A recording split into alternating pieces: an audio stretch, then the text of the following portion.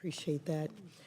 Mr. Chairman, since this hearing is about attention to the national debt, I think it is important for the public to understand that the Republican tax scam pushed through by congressional Republicans and Donald Trump during this Congress explodes deficits by an estimated $2.3 trillion from 2018 through 2028, leaving future generations to foot the bill.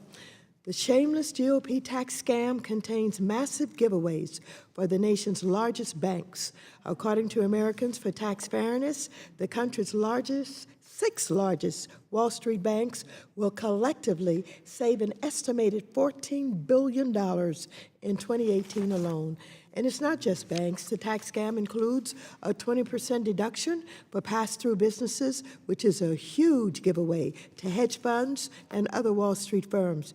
To make matters worse, companies are overwhelmingly using the windfall from the tax scam not to hire more workers or raise wages, but to buy back shares from their investors. This law has been very deliberately constructed by my colleagues on the other side of the aisle to benefit huge corporations on Wall Street, millionaires and billionaires at the expense of hardworking Americans. The American public and future generations will be forced to pay for these handouts to massive corporations because of the actions of the Republican-controlled Congress and this president. And of course, Republican policies such as the Bush tax cuts and the Iraq War are also major contributors to the deficit. So, when my colleagues on the other side of the aisle talk about fiscal responsibility and the perils of ignoring the national debt, it must be understood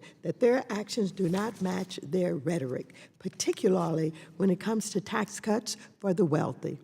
When we return next year in the new Congress with Democrats in the majority, this committee will reject harmful and reckless policies like these and work to ensure that our financial system is fair.